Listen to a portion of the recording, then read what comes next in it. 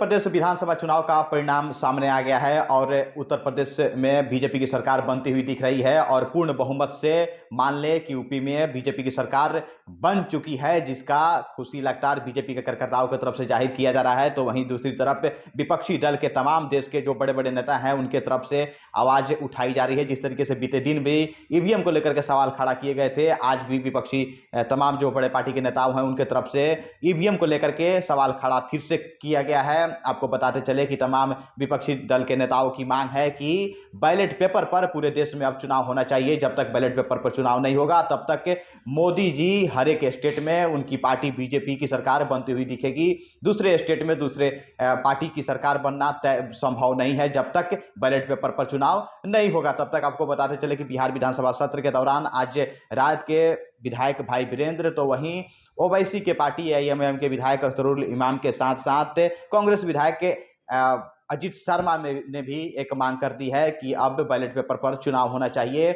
और ये सारा ईवीएम का खेल है। जिस तरीके से लगातार हर एक स्टेट में जो चुनाव परिणाम सामने आ रहे हैं बीजेपी के, उससे यही लग रहा है कि कहीं ना कहीं मोदी जी का और अमित शाह का मैनेजमेंट है और ये सारा ईवीएम का खेल है। फिलहाल क्या कुछ कहना है विपक्षी नेताओं का, पहले उनकी बातों को सुनिए।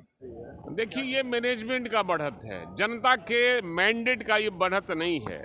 और कहीं ना कहीं लगता है कि ये ईवीएम से जो चुनाव हो रहे हैं वो मोदी जी का मैनेजमेंट ये है और उसी मैनेजमेंट के वजह से ये आगे बढ़त है।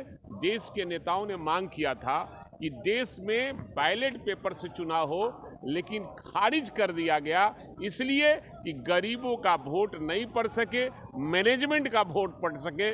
मोदी जी इसमें माहिर हैं और ये जो ईवीएम से चुनाव हो रहे हैं मैनेजमेंट का चुनाव है। केंद्र में भारतीय जनता पार्टी की सरकार आपको सब मालूम है, बिहार में कैसे सरकार एनडीए की बनी वो आपको सबको पता है। इसलिए अभी ये कहना, जब तक वो केंद्र में रहेगा यही हालत रहेगा। लेकिन आदरणीय प्रियंका गांधी जी को मैं सैल्यूट करता हूँ, जो मेहनत की है। अभी तो रुझान आया है, रिजल्ट आने दीजिए। निश्चित तौर पर सीट भी हम जीतेंगे और हो सकता है कि भारतीय जनता पार्टी जीते, लेकिन वो क्यों जीतती है? जाति के नाम पर, धर्म के नाम पर, हिंदू मुस्लिम करके, इसलिए ये सब करती है।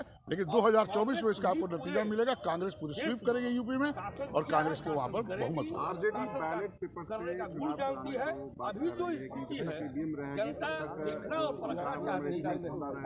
बिल्कुल वही तो मैं कह रहा हूँ, भारतीय जनता पार्टी की सरकार केंद्र, वही तो मैं कह रहा हूँ कि बिहार में कैसे हुआ आप जान रहे हैं। निश्चित तौर पर बैलेट पेपर से होगा तो भारतीय जनता पार्टी कहीं नहीं जीतेगी, सिर्फ हम लोग ही जीतेंगे।